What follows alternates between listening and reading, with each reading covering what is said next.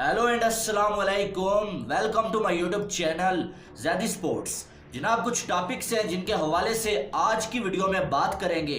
सबसे पहले विराट कोहली ने आज अपना दिल खोल के रख दिया है और विराट कोहली ने कुछ ऐसी बातें बोली हैं जिनको देख के या सुन के ऐसा लगा कि यार इस बंदे को बहुत ज़्यादा हर्ट किया गया है। और विराट कोहली ने क्या कुछ बोला वो आज की वीडियो में आपके साथ शेयर करेंगे और बात करेंगे विराट कोहली जितनी रिस्पेक्ट जो वो डिजर्व करते थे, क्या इंडिया में उनको उतनी रिस्पेक्ट मिली है, इसके हवाले से बात करेंगे।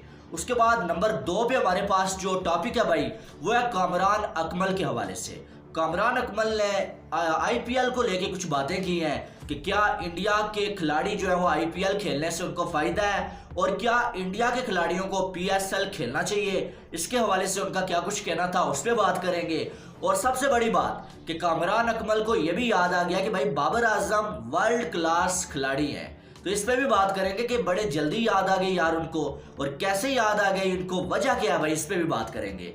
फिर रमेश राजा साहब जो अब अपना यू टर्न उन्होंने ले लिया है, अब उनका क्या कुछ कहना है भाई, उसके हवाले से भी बात करेंगे। बाकी भी कुछ टॉपिक्स हैं जिनके हवाले से आज की वीडियो में बात करेंगे। आपसे एक ही गुजारिश है, वीडियो को लाइक करें और चैनल पे अगर आप पहली बार आए तो भाई चैनल को सब्सक्राइब करें ताकि आने वाली तमाम अपडेट्स आप तमाम दोस्तों को बर वक्त मिल सकें। तो जनाब, सबसे पहले बात करेंगे विराट कोहली के हवाले से। तो आज जो हुआ आरसीबी का पॉडकास्ट हुआ है जहां पर विराट कोहली से बहुत सारी बातें पूछी गई हैं और कहीं ना कहीं विराट कोहली के दिल में जो बातें थी भाई और जिन बातों ने उनको हर्ट किया वो बातें विराट कोहली ने खोल के सामने रख दी हैं। तो सबसे पहले विराट कोहली ने बोला कि यार मेरा जो बुरा वक्त था तब जो मुझे अनुष्का शर्मा के बाद और मेरे जो बचपन के कोच हैं उनके बाद अगर किसी बंदे ने सबसे ज्यादा जो है मुझे हौसला दिया और मेरा साथ दिया तो वो थे एमएस धोनी। उन्होंने बोला कि एमएस धोनी ने मुझे पर्सनली जो है मैसेज करके बहुत ज्यादा हौसला दिया और ये कोई छोटी मोटी बात नहीं है। उन्होंने बोला कि बाकी भी लोग थे, सबके पास मेरा नंबर मौजूद था लेकिन किसी ने मुझसे जो कांटेक्ट नहीं किया, लेकिन एमएस धोनी, वो एमएस धोनी जिनको जो शायद आप पूरा पूरा दिन मैसेज करते रहे तो शायद आपको रिप्लाई तक ना आए, क्योंकि एमएस धोनी जो है वो अपने मोबाइल फोन को ज्यादा देखते ही नहीं है। और ये सिर्फ विराट कोहली नहीं, इसकी मिसाल हमारे सामने है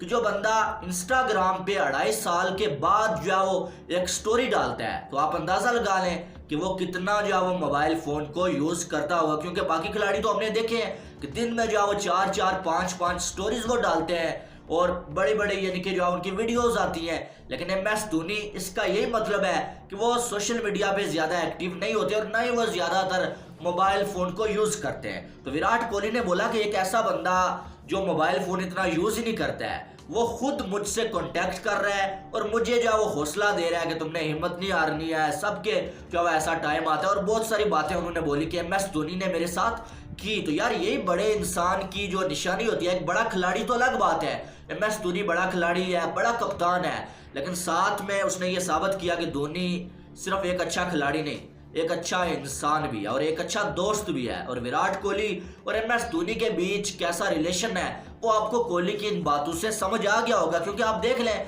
कि बहुत सारे बड़े बड़े लेजेंड्स हैं, किसी ने साथ नहीं दिया। आप देखें कि कपिल देव जैसे लेजेंड आके ये बोल रहे हैं कि विराट कोहली को ड्रॉप किया जाए, विराट कोहली को ड्रॉप किया जाए और उनकी जगह किसी और को खिलाया जाए। सुनील गावस्कर आके जो स्टार स्पोर्ट के ऊपर बड़े बड़े मशवरे तो दे रहे थे वो, लेकिन उनके पास विराट कोहली का जो है वो पर्सनल नंबर भी मौजूद था, लेकिन उन्होंने क्यों विराट कोहली को कॉल करके हौसला नहीं दिया।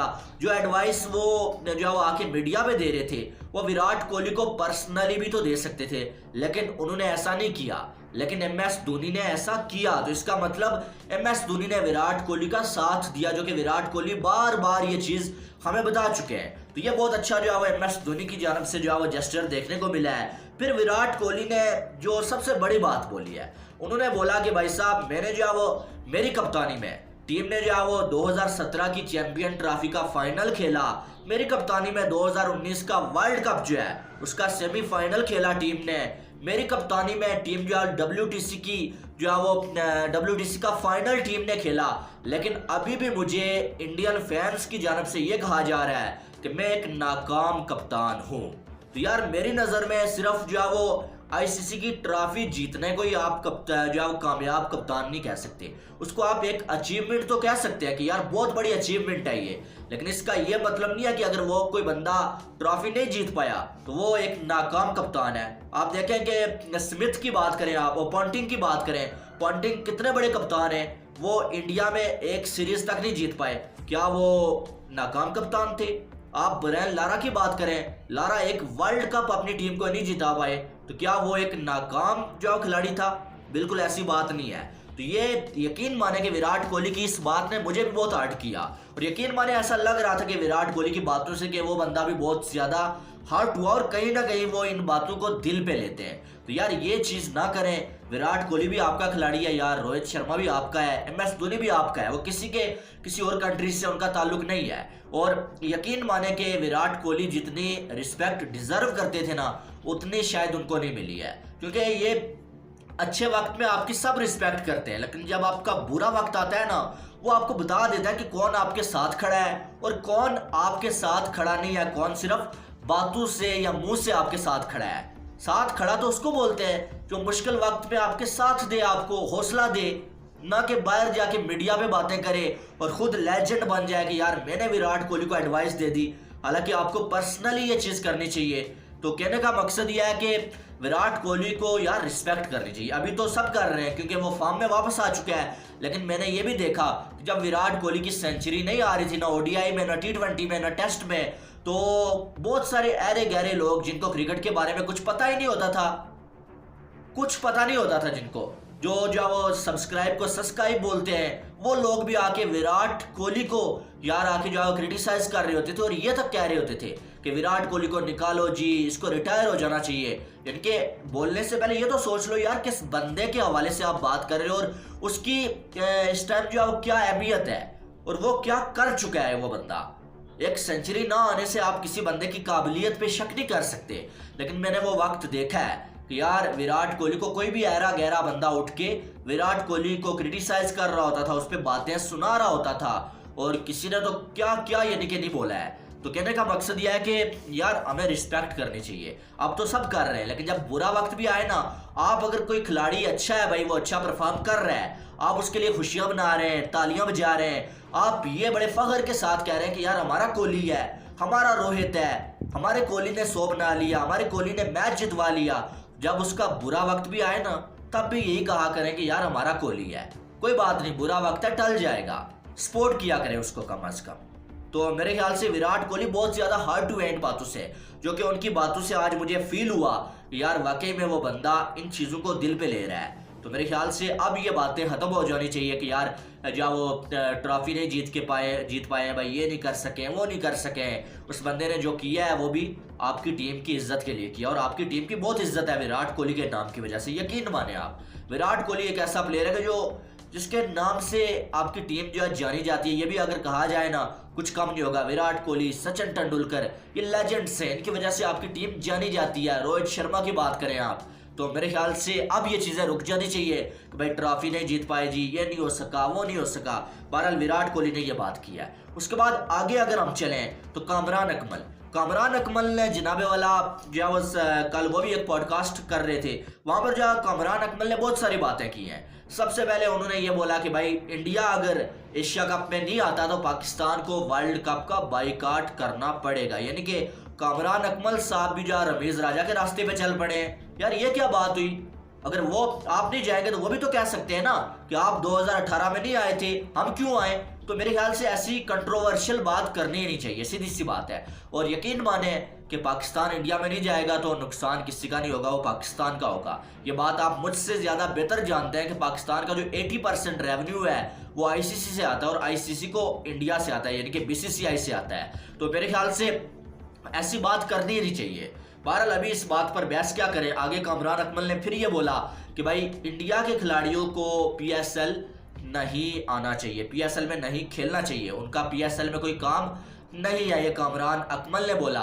और मेरे ख्याल से ये बात उन्होंने ठीक ही बोली है, क्योंकि भाई सीधी बात है कि सबसे पहली बात है कि उनका बोर्ड यानी कि बीसीसीआई उनको इजाजत ही नहीं देता है। बीसीसीआई इंडिया के खिलाड़ियों को किसी भी लीग में आईपीएल के अलावा खेलने की इजाजत नहीं देता। और यही बात है, यही वजह है इसकी सबसे बड़ी कि आईपीएल इस टाइम दुनिया की सबसे बड़ी लीग है। और सबसे जो बीसीसीआई को यार अप्रिशिएट करना चाहिए हमें कि आप देखें कि उन्होंने अपनी जो लीग है उन्होंने उसको इतना बड़ा ब्रांड बनाया हुआ है, उसमें इतना सारा पैसा है भाई कि 2 मंथ आईपीएल जो खिलाड़ी खेलता है उसको कोई और लीग खेलने की जरूरत ही नहीं पड़ती है, चाहे वो पीएसएल हो, बीपीएल हो, जो मर्जी हो, उसको जरूरत ही नहीं पड़ती है। और बीसीसीआई को मालूम होता है यार हमारा पूरे साल में 2 मंथ का आईपीएल का एक सीजन होगा, बाकी हमारे सारे जो है वो बायलैटरल सीरीज होंगी, तो हमें तो टाइम ही नहीं मिलेगा। तो सबसे बड़ी बात है कि जो पैसा आपने बाहर की लीग से कमाना है उससे दुगना तिगना पैसा जो है वो आईपीएल में खिलाड़ी कमा लेते हैं, तो क्या फायदा बाहर जाने का। और मेरे ख्याल से मैं तो कहता हूं कि पीसीबी को भी ऐसा ही करना चाहिए भाई, सिर्फ अपनी लीग तक महदूद रखो। जितना आप अपने खिलाड़ियों को अपनी लीग तक महदूद रखोगे उतना आपकी लीग जो है वो एक ब्रांड बनेगी, बड़ी लीग बनेगी और आपको उसका फायदा भी होगा। तो बीसीसीआई ये बिल्कुल ठीक कर रहा है मेरे ख्याल में।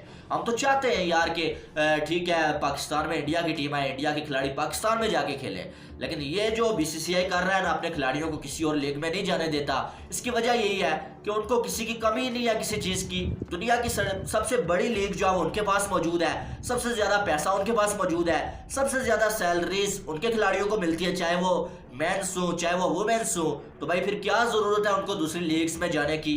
तो ये एक उनकी रेपुटेशन बनी हुई है जो कि वो बना के रखना चाहते हैं। मेरे ख्याल से ये एक अच्छा जो है बीसीसीआई ने फैसला किया हुआ है और यही वजह है कि इंडिया के खिलाड़ी इस टाइम बिल्कुल जो है वो साफ सुथरे जा रहे हैं भाई, आराम के साथ वो अपनी लीग खेलते हैं, पैसा भी कमाते हैं, साथ में अपनी टीम के लिए भी खेलते हैं, तो मजेदार उनका सीजन चला जाता है। तो क्या जरूरत है भाई बाहर जाने की। तो बहरहाल कामरान अकमल ने ये बात बोली है। उसके बाद सबसे बड़ी बात कि कामरान अकमल को ये याद आ गया कि बाबर आजम वर्ल्ड क्लास प्लेयर है। अब कामरान अकमल अपनी वीडियो के थंबनेल के ऊपर लिख रहे हैं कि Babar Azam is a world class player. तो भाई साहब पहले क्या हो गया था, कुछ 1-2 मंथ पहले ही की बात निकाल के ले आते हैं। कामरान अकमल साहब ये कह रहे थे कि बाबर आजम तो टी20 का प्लेयर ही नहीं है, वो वर्ल्ड क्लास तो छोड़े, वो ये कह रहे थे बाबर आजम टी20 का प्लेयर ही नहीं है, बाबर आजम से टी20 खेला ही नहीं जाता है, बाबर आजम का जो टी20 में स्ट्राइक रेट है वो तो किसी का ओडीआई में नहीं होता है। अब अचानक से कामरान अकमल को ये क्यों याद आ गया कि बाबर आजम वर्ल्ड क्लास प्लेयर है। मैं बताता हूं भाई, क्योंकि अब जो पेशावर ज़ल्मी में जॉब मिल गई है भाई। अब जिस टीम के कप्तान बाबर आजम है, कामरान अकमल साहब उस टीम के बैटिंग कोच है भाई, तो फिर तो ऐसे स्टेटमेंट्स तो आनी ही थी। अगर ऐसी स्टेटमेंट ना दें तो दिन में 10 बार बाबर के मुंह कैसे लगेंगे भाई। फिर तो बाबर आजम कप्तान भी है, उमर अकमल को भी टीम में खिलाना चाहते हैं ये, तो अब ऐसी बात तो आएगी मेरे दोस्त। और जब बंदा पीसीबी में आ जाता है ना या कोई जॉब मिलती है ना, ऐसा ही होता है। हमने रमेश राजा को भी देखा था। आप देखें कि इनको जो है जूनियर्स का सिलेक्टर भी बना दिया जाएगा, कामरान अकमल को, इनको जो है वो पेशावर ज़ल्मी का कोच भी बना लिया गया है। तो अब ज़ाहिर है अब उनके साथ अटैचमेंट हो गई है, तो अब ऐसी बातें आती हैं। तो यानी कि आप देखें फिर इनकी सोच यकदम बदल जाती है इन लोगों की। यानी कि पहले जो ये एनालिसिस कर रहे होते थे वो झूठा होता था, जिसमें ये कहते थे कि बाबर आजम का स्ट्राइक रेट ठीक नहीं है, Babar Azam world class player नहीं है, उसको टी20 की कप्तानी छोड़ देनी चाहिए। अब अचानक से इनको बाबर आजम से प्यार हो गया और ये कह रहे हैं कि बाबर आजम वर्ल्ड क्लास प्लेयर है। तो यार यही बात रमेश राजा की भी। आप देखें जिसको भी जॉब मिलती है ना, पहले टर टर टर करते रहते हैं ये सारे, जब जॉब मिलती है मुंह में पैसा जाता है भाई तो इनकी बोलती बंद हो जाती है, इनका पूरा का पूरा स्टेशन ही जो है चेंज हो जाता है भाई, बिल्कुल जो है वो चेंज हो जाती है, सारी इनकी जो सिस्टम ही चेंज हो जाता है। अब रमेश राजा कल आके कह रहे हैं कि भाई जो है वो हमारे पाकिस्तान के जो ओपनर है यानी कि बाबर और रिजवान जो है उनको जेम्स विंस से सीखना चाहिए कि पावर प्ले को कैसे यूटिलाइज किया जाता है, पावर प्ले में कैसे खेला जाता है। और यही रमेश राजा जब पीसीबी के चेयरमैन थे वर्ल्ड कप में, हम जो है वो ये सवाल उठाते थे कि भाई बाबर आजम और रिजवान पावर प्ले को यूटिलाइज नहीं कर पा रहे हैं, उनका स्ट्राइक रेट ठीक नहीं है। ये रमेश राजा हमें कह रहा होता था कि तो आप जो नेगेटिविटी फैला रहे हैं जी, बाबर और रिजवान टी20 के बेहतरीन प्लेयर हैं, उनका स्ट्राइक रेट बेहतरीन है, उनकी बैटिंग में कोई मसला ही नहीं है। अब क्या हो गया, अब जॉब से निकाले गए हैं, फायर हुए हैं, तो अब ये कह रहे हैं कि भाई जो हमारे ओपनर्स को विंस से सीखना चाहिए। पहले तो ये कह रहे थे हम इंडिया से आगे निकल गए, हम इंग्लैंड से आगे निकल गए, हम पता नहीं किस किस से आगे निकल गए हैं, दुनिया की टीमें हमारे बाबर और रिजवान को देख के सीखती हैं। अब क्या हो गया, जो आप ये कह रहे हैं, पहले आपने बोला कि इंडिया से सीखें, वो तो हम कब से कह रहे हैं कि इंडिया के ओपनर से सीखो भाई, इंडिया की बैटिंग को देखो, इंडिया की टीम को देखो, वो तो कब से कह रहे हैं कि इंग्लैंड से सीखो, लेकिन ये तब मानने के लिए तैयार नहीं थे। अब जब पीसीबी की जॉब से निकाला गया तो अब ये जनाब कह रहे हैं कि भाई इंडिया बहुत आगे चला गया पाकिस्तान से, पाकिस्तान को इंडिया से सीखना चाहिए। तो हम 1 साल पहले कह रहे थे, तब आप क्यों नहीं मान रहे थे? अब आया ना ऊंट पहाड़ के नीचे, जब इंडिया के व्यूज चाहिए, अपना यूट्यूब चैनल जो है वो प्रमोट करना है, फिर आप देखें अब इंग्लैंड के खिलाड़ियों को देख के ये कह रहे हैं भाई उनसे उन जैसा बनना चाहिए। विंस को देख के ये कह रहे हैं कि बाबर और रिजवान, यानी कि उन्होंने ओपनर का नाम लिया, पाकिस्तानी ओपनर, तो बाबर और रिजवान ही ओपनर है T20 में। उनको जो है वो सीखना चाहिए कि पावर प्ले में जो है किस स्ट्राइक रेट से खेलते हैं, पावर प्ले में किस तरह से बैटिंग होती है। तो आप समझ सकते हैं कि कितने दोगले ये लोग हैं भाई। इनको जब जॉब मिलती है इनकी जुबानों पे ताले लग जाते हैं, जब जॉब से निकाले जाते हैं तो इनकी जुबानें इतनी लंबी लंबी हो जाती हैं। तो इसका मतलब ये सारे झूठे लोग हैं, ये बस ये कहते हैं चढ़ते सूरज के पुजारी है, और मौके की मुनासबत से कोई भी स्टेटमेंट दे देते हैं, बाद में उसको बदल भी देते हैं, यू टर्न लेते हैं, जो कि पहले अक्सर रमीज राजा भी कर चुके हैं और कामरान अकमल ने भी अब ले लिया। तो बहरहाल आपकी क्या राय है इसके हवाले से, वो आपने कमेंट बॉक्स में बताना है। चैनल पे पहली बार आए तो चैनल को सब्सक्राइब करें ताकि आने वाली तमाम अपडेट्स आप तमाम दोस्तों को बर वक्त मिल सके। तो मिलते हैं नेक्स्ट वीडियो में, अपना बहुत सारा ख्याल रखिएगा। Love you all, Allah Hafiz.